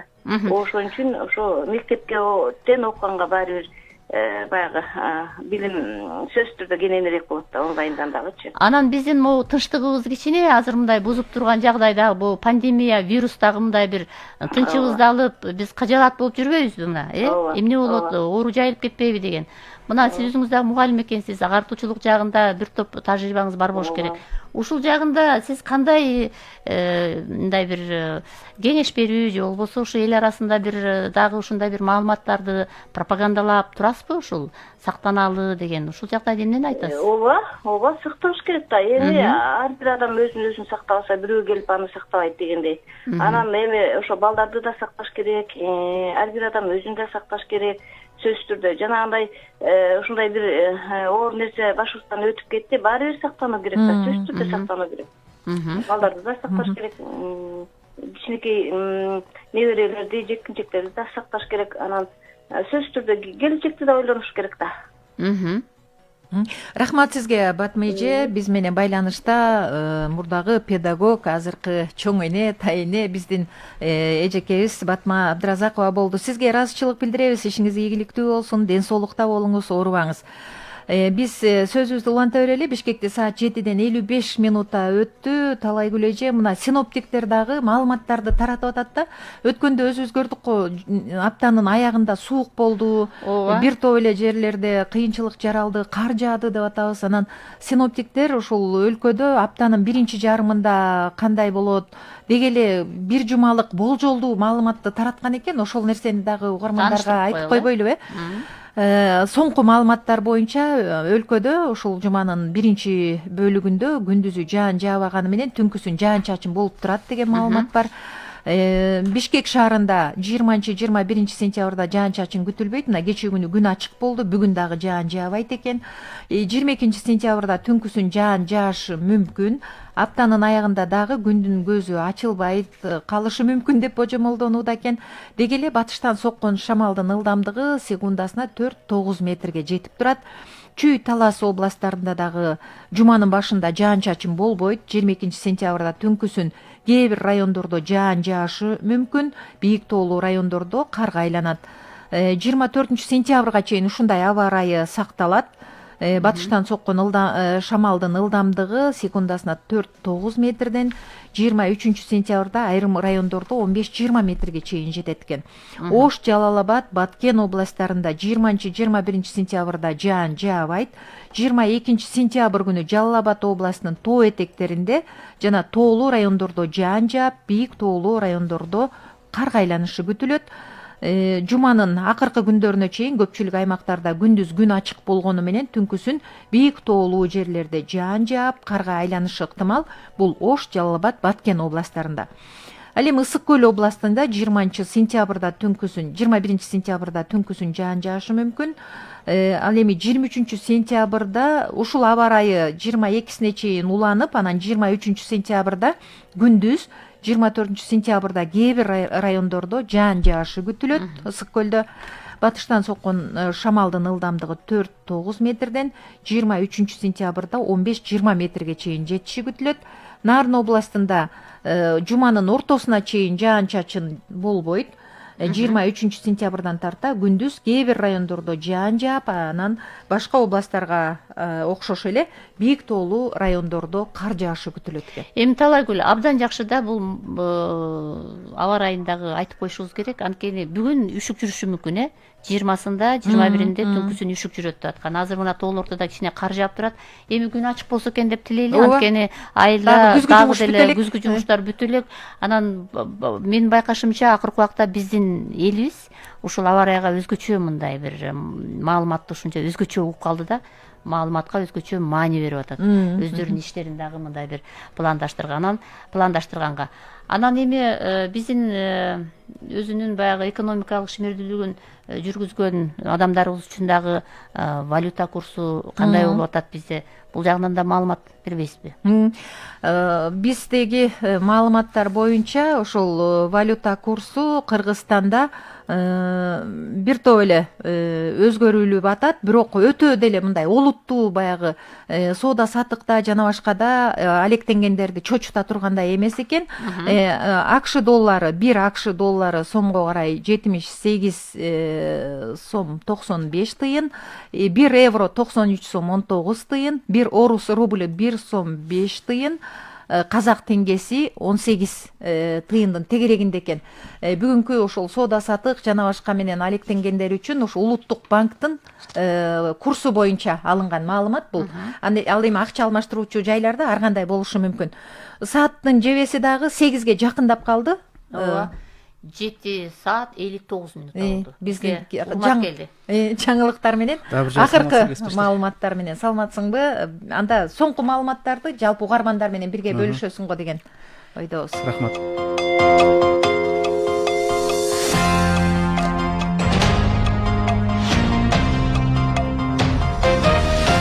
Кыргызстан бир катар жаңы азык түлүктүн түрлөрүн Кытайга экспорттоонун үстүндө аракеттерди көрүп жатат. Бул тууралуу президент Сооронбай Жээнбеков 19-сентябрда 1-радиого берген кезектеги маегинде билдирди. Кытайдын тышкы иштер министри Ван Ийнин жакында эле Кыргызстанга келген иш сапары тууралуу суроого жооп берип жатып, өлкө башчы Кытай Кыргызстан үчүн чоң рынок экенин белгиледи. Президенттин айтымында экспорт маселеси Кытайдын төрагасы Си Цзиньпиндин Бишкекке Шанхай кызматташтык уюмунун саммитине келгенде дагы талкууланган. Мына азыр дыйкандарыбыз азыр бал, келес, кон, пшеничный ун, сүт азыктарын, кургак сүт, сыр экспорттоого уруксат алышкан. Булар боюнча атайын протоколго кол коюлган болчу. Алардын тиешелүү мамлекеттик органдар бизге келип, текшерип, тежиштей башташты. Мына пандемия гана мына илдет менен чыккандан бери токтоп калды. Ошону да тездетелдедик. Мына азыр ошолор келип, бүгүнкү Кытайга кургак сүт экспорттоо 13 ишканабызга уруксат алышты. Азыр эми биз тиешелүү мамлекеттик органдар Кытайга буурчак, жүзүм, картошка, абрикос, жүгөрү, эт азыктарын жана башка бизден өндүрүлгөн айыл продукциясын жана башка продукцияны экспорттоо боюнча сүйлөшүү баштаганбыз. Бул боюнча азыр активдүү иш жүрүп атат. Эске салсак, президент Сооронбай Жээнбеков 19-сентябрда 1-радиого кезектеги маегин берип, учурдагы актуалдуу маселелер боюнча суроолорго жооп берди. Борбордук шайлоо комиссиясы Москва шаарында 3-шайлоо участкасын түздү. Жаңы добуш берүү тилкеси элчиликтин аймагында Москва шаарынын Большая Ордынка көчөсүндө уюштурулду. БШК чет өлкөлөрдө 45 шайлоо участкасын түздү. Элчилик биометрикалык маалыматтарын тапшырган жана чет өлкөлөрдөгү консулдук кызматтарды каттоодо турган жарандар автоматтык түрдө тиешелүү участоктогу шайлоочулардын тизмесине киргизилерин эскертет. Жалал-Абад шаарында жеке менчик бала бакчалар иштеп баштады. Шаар мэриясынан билдиргендей, коронавируска каршы күрөшүү боюнча шаардык ыкчам штаб 15 жеке бала бакчанын ишин жандантууга уруксат берди. Ошол менен катар санитардык эрежелерди сактоо талабы коюлган. Ага ылайык ар бир тайпада 12 баладан ашпоого тийиш, кире бериштен баланын дене табы өлчөнүп, колуна антисептик чачылып, бет кап менен кабыл алынат. Муниципалдык бала бакчаларда дагы ушундай талаптар түзүлгөн менен бир тайпада 30 бала болгондуктан жана медиктердин жетишсиздигинен улам аларга уруксат бериле элек. Бүгүн 21-сентябрдан тарта Кыргызстан менен Россиянын ортосунда авиа каттамдар туруктуу жүргүзүлө баштайт. Алгачкы этапта Бишкек-Москва, Бишкек багыты боюнча каттам жумасына бир жолу ишке ашырылат. Кыргызстан тараптан каттамдар дайыма авиатрафик авиакомпаниясынын тарабынан жума күндөрү учат. Коронавирус инфекциясы Европа чөлкөмүндө кайрадан күч алууда. Бул тууралуу Дүйнөлүк саламаттык сактоо уюмунун Европа бюросунун директору Ханс Клюге билдиргенин чет элдик басылмалар жазды. Учурда апта ичинде оорулардын саны Европада биринчи жолу пандемия туу чокусуна жеткен март айындагы сандардан ашып кетти. Аймактагы акыркы аптадагы эсептөөдө 30 000 учур аныкталды. Европа өлкөлөрүнүн жарымынан көбү акыркы 2 аптада инфекциялардын 10% ашык көбөйгөнүн билдирди. Бул Улуу Британияда, Францияда жана Испанияда коронавирустун экинчи толкуну башталганын жарыялаган. Бул өлкөлөрдө инфекциянын күн сайын рекорддук көрсөткүчү катталууда. Мексикада дагы оору жуктургандар көп катталып, өткөн суткада эле 3,5 миңдей киши вируска кабылган, 235 киши бир суткада өлүмгө дуушар болгон. Дүйнө жүзүндө коронавирус илдетин жуктуруп алгандар бүгүн 21 сентябрга карата 31 228 000 адамдан ашты. Анын ичинен 965 000дей киши каза болуп, 23 миллионго чукул бейтап айыгып чыкты. Эң көп катталган учурлардын саппашында дагы деле АКШ турат. Бул өлкөдө илдет жуктургандардын жалпы саны 7 миллиондон ашты. Андан кийинки өлкө Индияда ковидке кабылгандар 5,5 миллионго чамаласа, кийинки өлкө Бразилияда болсо 4,5 миллиондон көп. Россияда 1 миллион 103 000дей киши вирус жуктуруп катталды. Борбор Азия өлкөлөрүндөгү абалга токтолсок, коңшу Казакстанда коронавирус жуктургандар 107 200дөн ашты. Өзбекстанда оору жуктуруп жалпы 51 240 адам катталса, Тажикстанда ковидти жуктургандар 8 400гө жакындады. Ал эми Кыргызстанда коронавирус жуктурган учурлардын саны 20 сентябрдагы маалымат боюнча 45 335, анын ичинен 41 500дөй киши айыгып, 1063 адам каза болду. Кайрадан жергиликтүү жаңылыктарга кайтсак, 2 күн аралыгында Бишкек шаарында 900гө жакын жол эрежесин бузуу катталды. Маалыматка ылайык 18-19 сентябрь күндөрү жол кырсыгынын алдын алуу, коомдук коопсуздукту жана жол эрежесин камсыз кылуу максатында жүргүзүлгөн ыкчам алдын алуу иш-чарасы жүргүзүлүп, 30дан ашык мас абалында автоунаа башкарган айдоочу белгилүү болгон. Ошондой эле 30 айдоочуда документтери жок болуп чыккан. Атайын айып токтотуучу жайга 104 автомашина токтотулган. Милициянын кайгылуу кызматы айдоочуларды жолдо сак болууга жана жол кыймылынын эрежесин так сактоого чакырат. Бишкек шаарындагы скверде пианинону сындыргандар кармалды. Бул тууралуу шаардык милициянын маалымат кызматы кабарлады. Буга чейин Борбор калаадагы театралдык скверде музыкалык аспапты сындырып кетишкенин Бишкек Жашыл Чарба муниципалдык ишканасы билдирген. Пианино былтыр Шопоков көчөсүндөгү сейил бакка орнотулуп, шаардыктарга ойногонго уруксаат берилген. Аны талкалагандар ошол эле жерден кармалып, жаңы аспап сатып берүүнү убадалашкан. Жаңылыктар соңунда аба ырайы тууралуу маалымат менен таанышып алыңыздар. Синоптиктер билдиргендей, бүгүн 21 сентябрда өлкө аймагында жаан-чачын күтүлбөйт. Табанын температурасы Чүй областында 22-27 градус жылуу болот, Талас областында плюс 20-25 градус, Баткен, Ош, Жалал Абад областарында 24-29 градус жылуу, Ысык Көл областында 17-22, Нарын областында 18-23 градус жылуу болот. Бишкек шаарында бүгүн күн ачык, абанын температурасы 25 градус жылуу болот. Менде болгон соңку жаңылыктар мына ушулар. Алдыда таңкы бурулуш өз берүүлөрүн улантат. Кайрадан кесиптештер, сөз өзүңүздөрдө. Рахмат, урмат. Талайгүл, жана биз сөзүбүздүн башында айттык эле, бүгүн 21 сентябрда Кыргызстандын кан донор күнү деп интернетте жүрөт. Биз ушул күнү жөнүндө бир тактап алалы деп. Бизде азыр эми араң биз байланышка чыктык. Республикалык кан борборунун директорунун орун басары Сатыбалдиева Айганыш Бакыбаевна. Сиз бизди угуп жатасызбы? Айганыш Бакыбаевна. Айганыш Бакыбаевна, саламатсызбы? Байланыш жакшы болбой жатат. Урматтуу радио угармандар, биз бүгүн донорлордун күнүнө карата ар кандай акциялар да башталат экен. Мына ушулар тууралуу кененирээк анан тагыраак маалымат алалы деп Республикалык кан борборунун директорунун орун басары Айганыш Бакыбаевнага байланышка чыгып жатабыз. Деги эле донор болом дегендердин салмагы жана башка оору сыркоосу жокпу, ушунун баардыгын камтыган бир талаптар болот экен. Деги эле донор болуу деген бул эмне, бул күн эмнеден белгиленип калган дегенге Айганыш Бакыбаевна жооп берет болуш керек. Ооба. Айганыш Бакыбаевна, сиз бизди угуп атасызбы, саламатсызбы? Биз сизге таң эртеден бери чалып атабыз. Мынакей азыр сиз менен байланышууга мүмкүндүк болду. Айганыш Бакыбаевна, мына бүгүн 21 сентябрь Кыргызстандын кан донор күнү деп интернетте жүрөт да. Бирок сиздер дайым айтып келесиздер, сентябрдын акыркы жекшембиси донорлор күнү белгиленет депчи. Ушул маалыматты тактасаңыз адегенде. Туптуура айтат, сентябрдын акыркы жекшемби күнү Кыргызстандын улуттук кан донорлорунун күнү болуп белгиленип келатат. Демек 26-сында белгиленет анда. Ооба, 26-сентябрда. Бирок биз ага деген ошол бир жумалык акция кылабыз да. Кан донорлор күнүнөчү. Бул күндүн мааниси демек канды биз бир гана кандын булагы болуп, адамдар гана кан тапшыра алат. Бүгүнкү күндө дүйнө жүзүндө искусстволук түрдө кан даярдап бере албай, себептегенде бул кан дегенде айтканда жан да, бир уникалдуу бир суюктук. Ошол канды биздин максатыбыз канды коопсуз жана жеткиликтүү канга муктаж болгон жарандарга жеткирүү.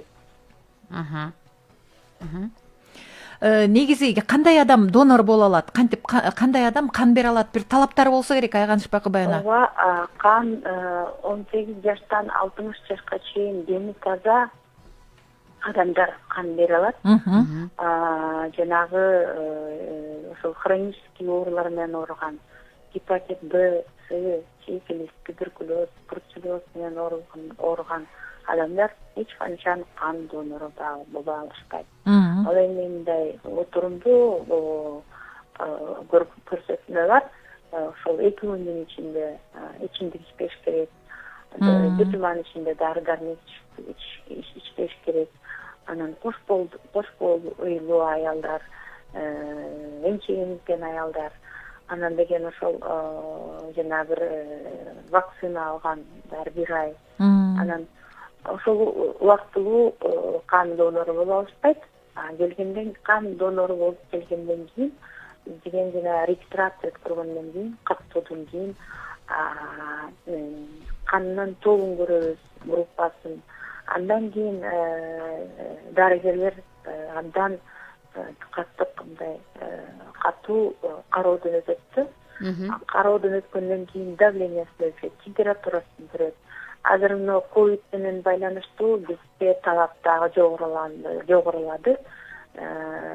Качан ооруду, канчанчы күнү ооруп атат, качан ооруп бүттү, контакты жокпу, ошол санитардык эпидемиялык режимдерди сактап, анан деген кире беришибизде бүт ошол деген сакталган, жанагы кул антисептикалары, абады тазарткычтар бүт баары сакталган. Андан кийин гана эгер дарыгер ушул кан донору боло алат десе, анан кан тапшырганга ошонун дозасы барат, өлчөмү физиологиялык доза деп коет. Ар бир адамдын ошол өзүнүн кан көлөмүнүн 7-8 гана пайыз кан алабыз. Ошондуктан мен айтып кетким келет, кан берерде элдер коркпой эле келе берсе болот. Физиологиялык доза эч качан ал кан берүүдөн эч кандай бир коркунуч жок. Айганыш Бакыбаевна, мына коронавируска байланыштуу демек бул абдан тыкыр мындай бир анализден өтүп туруп анан тапшырыла турбайбы? Бул кичине сиздердин ишиңиздер да кичине татаалдантын да. Анан эми сиз айтып атасыз, жана кан берүү бул ошол ден соолугу чың мындай абдан чың адамдар берет депчи. Эч кандай мындай бир жугуштуу оорулар менен оорубаган адамдар деп. Анан сиздерде мындай бир статистика барбы? Бизде ушу туруктуу донорлордун саны канча мындай? Дайыма ушу кан тапшырып турган. Кандай донорлор саны? Мына ушу кан тапшырып тургандардын бир туруктуу группасы барбы? Канча донор бар болду экен өлкө аймагында? Канча адам Кыргызстанда? Кыргызстанда бүгүнкү күндө 2019-жылдын статистикалык эсеби менен 39.800 адам кан берди республика боюнча. Ал эми алардын ичинен бүт эле кан тобу керек, 8 кан тобу бар, 9 позитивдүү, 10 положительный, отрицательный. 8 кан тобу бар, баары эле күнү келгенде керек. Рахмат анда. Абдан жакшы маалыматтарды демек бүгүн бердиңиз. жумалык башталып атат да, э? ооба жумалык башталат. Рахмат сизге, Айгаш Бакыбаевна. Рахмат сиздерге да. Урматтуу радио каармандар, биз бүгүн ошол донор күнү кандайча, кайсыл багытта болот экен, кандай акция болот экен, анан ошол өлкө аймагындагы донорлор боюнча маалымат алдык окшойт. Бишкекте саат 8-ден 13 минутта өттү. Эми биз кийинки темага өтөлү. Өлкө аймагындагы коомдук саясий, социалдык, экономикалык турмушунда өтө маанилүү деген кийинки темага өтсөк, анда кайсыл багытта сүйлөшсөк? Эми Талайгүл, мына өткөн жумада, өткөн уктурууларда сиздер ушул коррупция темасында сөз кылдыңар. Анткени Коопсуздук кеңешинин жыйынында бул негизги тема болчу, коррупция темасында. Бүгүн да ушул теманы улантабызбы деп ойлоп атам да. Сен кандай ойлойсуң? Анткени өзүң дагы мына президент менен баарлашканда, бул жолку акыркы интервьюңда президент мына ушул коррупцияга өзгөчө мындай бир токтолуп, өзгөчө пикирин билдирди да. Мисалы, менин көңүлүмдү бурган ошол жерде азыр ушул коррупцияга эң көп мындай бир аралашкан органдарды дагы атап өттү, укук коргоо органдарын ачык эле айтты да. Демек, менин дагы бул негизги ушул элиме берген негизги убадаларымдын бири ушул коррупция менен күрөшүү болчу деп өлкө президенти белгиледи. Ошондуктан ушул багытта сөз кылбайлы. Мейли. Эң негизгиси ушул коррупция боюнча өткөн аптада болгон Коопсуздук кеңешинин президенттин жетекчилиги менен өткөн жыйынында президент да баса белгилебеди. Ошо сиз айткан эле биз менен болгон маегинде да биринчи радиого билдиргенде да айтты. Уурунун чоң кичинеси болбойт. Коррупционер деген коррупционер, бул деген жоопкерчилигин алышы керек деп. Анан бул баягы эл ичинде коомчулукта айтылып жүргөн сөздөр бар эмеспи? Кичинекейлер эле кармалып атат, анан аз акча менен деле коррупционер деп кармала берет, анан чоңдору биякта жүрөт, тиякта жүрөт деп. Анан биз өткөндө көрбөдүңүзбү, өзүңүз дагы ошол биринчи радиодо маек болгондо экономикалык кылмыштарга каршы күрөшүү кызматынын кызматкерлери, финполициянын айтып жатышпайбы? Далилдөө кыйын болот. Ошону узак мөөнөттө иликтеп, жиликтеп, далилдеп, тактап, анан биз ошол операцияларды ишке ашырабыз деп. Демек, бул дагы ошол миллионду жеди, аны кармап камаш керек деген сөз эмес, аны далилдөө дагы өтө чоң процесс экен. Убакытты талап кылат. Ушул боюнча биз дагы коомдук ишмерлерге, ушул өлкө тагдырына кайдыгер карабаган жарандардын да пикирин угуп көрбөйлүбү? Азыр биз байланышка чыгалы, ушул экономист, коомдук ишмер ушул багытта бир топ өзүнүн омоктуу ойлорун айтып жүргөн биздин коомдук ишмерлердин бири, Кыргызстандын Шамшыбек Медетбеков биз менен байланышта. Шамшыбек Осмонкулович, саламатсызбы? Саламатсызбы. Жакында эле өткөн ошол Коопсуздук кеңешинин жыйынында ошол коррупцияга каршы күрөш боюнча бир топ бир олуттуу катуу сөз болбодубу? Сиз ушул боюнча маалыматтарды угуп, анан ушул экономикалык чөйрөгө чоочун эмес адам катары, өлкө тагдырына кайдыгер эмес адам катары дагы өзүңүз пикир жаралса керек сизде. Кандай ойлойсуз? Чын эле мындан ары ушул нерсени күчөтүп кетүү мүмкүнчүлүгүбүз канчалык? Эми бул мына 2021-2024 жылдарга Кыргыз Республикасында коррупцияга каршы аракеттенүү жана анын кесепеттерин жоюу боюнча мамлекеттик стратегия кабыл алынды да. Ошонун долбоору кабыл алынып, мунун аты эле айтып турат да, мурун жалаң эле коррупцияга каршы күрөшүү деп аталчу да. Азыр анын кесепеттерин жоюу деп бул жаңы термин кошулду да. Бул кесепеттери абдан көп да. Мурун тиги коррупция жеп алыптыр, ичип алыптыр деп эле иш коспоп, ошо коррупция менен аракет болчу эле. Кесепеттерин жоюу боюнча мен биринчи жолу ошол көңүл буруп атам да. Ошонун ичинде ушуну аткаруу үчүн мына 82 иш чараны бекитиптир, конкреттүү мөөнөтү менен. Бул да жаңылык болуп эсептелет да биз үчүн. Анан ошолордун ичинде мисалы ошо коррупцияга күрөшүү боюнча мыйзам бар. Ошого өзгөртүү киргизиш керек да, мезгил келип жетти. Жана сиз айткан экономикалык кырмыштуулукка каршы күрөшүү боюнча биздин кызматкерлери айтып атат деп атпайсызбы? Ошол узак мөөнөт болуп атканы, муну ишке ашыруу, ошонун кылмышын мойнуна илүү абдан бир, бул ийне менен будук каскан эле барабар да. Кичинекей туура нерсе клеш болуп калса, ал коррупционер абдан күчтүү адвокаттар жалдап баягы суудан куркак чыгып кетип атат да. Ошон үчүн ушул мыйзамга ошондо көптөгөн жоболорго өзгөртүү киргизишибиз керек деп атышат да. Ошондагы ушул иш-чаранын ичинде бар экен. Андан бөлөк ошо кесепеттерин жоюу боюнча керек болсо мынакей ден соолукка байланыштуу ошол саламаттык сактоо министрлиги жанагы биздин жетим балдарды асырап кетип атышпайбы, ошол жерде да коррупция элементтери бар деп ошого чейин көңүл бурулуп атат да. Демек бул профилактика иштерине кирет да. Ошол профилактиканы дагы күчөтүүнү алдыга максат кылып коюп атышат да. Мына биз дагы көп жылдан бери айтып келатабыз, коррупция деп эле обязательно коррупционерди кармап кесип түрмөгө отуруудан биздин келечекте ошо коррупция менен күрөшүү боюнча натыйжасын бербейт. Натыйжасын бериш үчүн биринчи ошо кесепеттерин жоюш керек да мунун. Ошол кичинекей бала бакчадан баштап биздин келечектеги жаштар мектепте, жогорку окуу жайларында, орто окуу жайларында ушул коррупция деген бул болгонго жатыш экени ошол балдарыбыздын канына сиңиш керек да. Мына ошондо бизде коррупция жылдан жылга азаят да. Жылдан жылга азаят. Мына ушул чаралар дагы арасында бар. Менимче, эгерде ушул чаралар ишке ашса, мына бизде баягы бир чылбыр, эки тизгин колго алып, тизгинин да тартып, чылбырын да тартып, ошол коррупция менен күрөшсө болот да. Бул ошол каршы аракеттенүү жана кесепеттерин жоюу да.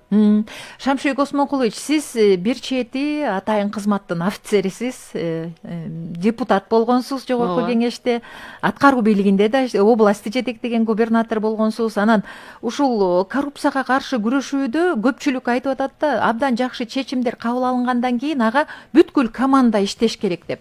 Анан президент баса белгилебедиби, ушул күч түзүмдөрүнүн укук коргоочу органдардын иши дагы ошого дал келиши керек деп. Ушул мындай бир бирдиктүү механизмди эмнеден көрүп турасыз? Бул жерде эми коррупцияга бардык эле күч органдары коррупция менен аралашып кетти. Каршы күрөшүп атышат да. Анан мен эми атайын кызматтын кызматкери катары мурун ушундай чоң коррупциялык иштер менен анда КГБ кызматы деп койчу, ошолор көбүнчө чоң мындай иштер менен аракет кылчу эле да. Азыр муну менен күрөшүү бир системага келмейинче, мисалы финансы полициясы деле, прокуратура деле, МВД деле бүт баары эмне колдон келсе, эмнени көрсө эле ошол боюнча иштеп атышат да. Муну бир системага келтирип, өзүнчө мунун да градациясы болуш керек да. Баягы мобреки кылмыштары менен, мисалы өтө чоң кылмыштар болсо, баягы миллион, 100 миллион дегендерди жеп алгандар болсо, бир орган ошо менен алектенсе жакшы болмок да. Ошого атайын специализациядан өткөрүп кадрларын. Анан ылдыйкы баягы градацияда андан кийинки орган, анан ылдый майдарагы. Азыр кайсы органда информация болсо, эч жылгабай бир орган ошол менен алектенип атат да. Эгерде мына генералдык прокуратура үстүнөн карап туруп, иш ошол генералдык прокуратура бекитет да, козгогонду өнөктөндү. Анан ошол козгоорду мына сот бийлиги ошонун өлчөмүнө же ошол экинин мындай орчундуусуна ылайыктап ошолорго күч органдарына бөлүп берсе, ошо менимче абдан эффективдүү болот эле да. Азыр кичинекей ишпи, чоң ишпи ар бир орган козгоп алып эле, анан кээ бирөөнүн техникалык жактан мүмкүнчүлүгү бар, кээ бирөөнүн бөлөк мүмкүнчүлүктөрү бар. Ошо органдардын ичи да бөлүнөт да. Ушундай кылып койсо, ушу менимче эффект кичине чоңураак болот эле деген ойдо да. Анан кичирээк иштери тезирээк сотко өтөт да. чоң иштери керек болсо жылдап аны изилденип атпайбы? Туура айтасыз. Кесипкөй адамдын пикири болду окшойт талай эле. Туура. Шамшыбек Усмонкулович, сиз абдан жакшы белгилеп атасыз да мына. Эми ошол коррупцияга каршы аракеттенүү, анан анын кесепеттерин жоюу, жаңы мамлекеттик стратегия дегенде, эл мындай стратегия дегенде бул чоң документ катарында кабыл алат, бирок ал кагаз жүзүндө калбайт деген президенттин дагы өзүнүн пикирин ушу биринчи радиого билдирди да. Анан мындай суроо да менде. Мен ушу соц тармактарды карап отуруп акыркы жумада ушул Израилдин 5-чи премьер-министри Голда Меирдин бир пикирин окуп калдым да. Анан мен дагы ал пост менен бөлүшүп койдум. Анда ушундай деп жазылып атат да, мына эгерде бакубат мындай бир жакшы өлкөнү түзөлүү десек, ушул коррупцияга аралашкан адамдарды мекенин саткан чыккынчы катарында мындай баалап, ошондой карашыбыз керек, ошондой тенденцияга алып келиш керек деген сөзү мага абдан жакты да. Президент дагы өзү айтты, ушул эгерде ошол коррупцияга аралашкан адам болсо, анын орду түрмөдө депчи. Анан бизде мисалы үчүн бир гуманисттик мындай бир мамиле кылганда деле бул өзүнүн жыйынтыгын бербейт экен. Балким ушундай бир ушул коррупцияга аралашкан жагдайды сиз кандай дейсиз ушул? Катуураак жоопкерчиликке тартса дейсизби? Анан бир чети, экинчиден укук коргоо органдары канчалык ушуну мындай бир алып кете алат мисалы үчүн? Алар ошону жаап жашырып койбой мындай бир ачыкка чыгара алат. Ачыкка чыгара алат. Кандай дейсиз? Бүч органдары, укук коргоочу органдар алар ачыкка чыгарып ыйлатышат. Бардык козголгон ишин. Бирок жетишсиз болуп атат окшойт. Кандай дедиңиз? Жетишсиз болуп аткан жокпу? Жетишсиз. Эми буга сөзсүз түрдө коомчулукта аралашыш керек да. Коомчулук аралашып, ошол жана Израилдин премьери айтып атпайбы? Ошонун бала бакырасына чейин элге билиш керек депчи. Ошон үчүн бизде коррупционерлер акчаны жеп ичип, мына азыркы шайлообуз деле көргөзүп атат. Ошонун бала бакырасы, инелери, карындаштары, же эжекелери азыр депутат болуп, кандидат болуп баратышат да шайлоого. Мына ошону эл билиш керек да. Мисалы азыр ошол списоктун ичинде ким коррупционердин баягы жакыны. Ошондой информация жетишсиз болуп атат да. Эгерде эл билсе, ал кандидатка каршы добуш берет. Ал кандидаттарды шайлабайт. Себеби алар ошол элдин ырыскысын жеген кишилер да, мындайча кыргызча айтканда, коррупционер деген. Ошон үчүн менимче ушул жагынан мамлекет өңүр буруш керек, коомчулук өңүр буруш керек. Ошол коррупционер алыстан келе айтканда, мына биз кыргыз эл деле ошол арасынан бир бузукулар болсо, илгери биздин ата бабалардын убагында бузукулар болсо, ошону бир кыргыз билчү да. Ушул киши ушундай бузуку, ууру, анан ушул сыяктуу адамдарды уже баягы атын ошонун баласы экен деп, бир кылым, эки кылым өтсө дагы баягы бир ууру кишинин баласы деп аты калчу да. Мына биз дагы эгерде мамлекеттик органдар менен ошо коомчулук ушу коррупцияга каршы көтөрүлүш керек да. Бул мамлекеттен эле жалгыз колдон келбейт муну менен күрөшүү. Эл да жардам бериш керек деп атасыз. Эл сөзсүз жардам бериш керек да. Биз ошол жактан аябай пассивдүү болуп атабыз да. Эл көрүп турса дагы, билип турса дагы айткандан коркот. Жанагы эгер коррупционердин ошол адресин айтып, ким экенин айтып, эмне жегени бар билдирсе, азыр атайын вознаграждение кылат да. Мына ошонусу дагы элге жетиштүү эмес. Мүмкүн анча-мынча элдин катмары билет ошондой экен. Бирок жалпы коомчулукка, жалпы элге ошолордун баары жетпей атат да, жетишсиз болуп атат. Рахмат сизге, урматтуу угармандар. Өлкөдөгү коррупцияга каршы күрөш жана ушул багытта кабыл алынган өлкөнүн стратегиясы боюнча пикирин билдирген, биз менен байланышта болгон Кыргыз Республикасынын Жогорку Кеңешинин мурдагы депутаты, Кыргыз Республикасынын эмгек сиңирген экономисти, коомдук ишмер Медетбеков Шамшыбек Усмонкулович болду. Биз Жакшыбек Осмонкуловичке ыраазычылык билдирели. Биздин сааттын жебеси 8:27 минутта өтүптүр. Биз дагы сөзүбүздү жыйынтыктар келди окшойт. Убакыт келип калган экен. Эми бүгүн биз угармандардын эсине салып коелу, бир топ бир жаңылыктарга мындай токтогонго аракет кылдык, бирок Арабандагы окуя боюнча биз маалымат ала албай калдык. Бүгүн биринчи радиодо толугураак беребиз, маалымат. Кийинки чыгарылышта бул боюнча сөзсүз түрдө сиздерди бул маалымат менен кабардар кылабыз. Урматтуу радио угуучулар, эми ушул биринчи радионун маалыматын таң эрте барактаган ушул таңкы бурулуш программасы соңуна келип жетти. Бүгүн студияда Таалайгүлдөр иштеди. Таалайгүл Сыдыкбекова, Таалайгүл Чабдарова студияда болду. Ошондой эле бизге уктурууну элге жеткирген Бакыт Ашрахманов, Улан Солтубек уулу, Азиз Чокморов деген чоң команда иштеди. Эми биз кезекти шак жүрүш программасынын кайталоосуна берет окшойбуз. Анда эфирде шак жүрүш, биз сиздер менен коштошобуз. Саламатта калыңыз. Эсенчиликте жолугушалы.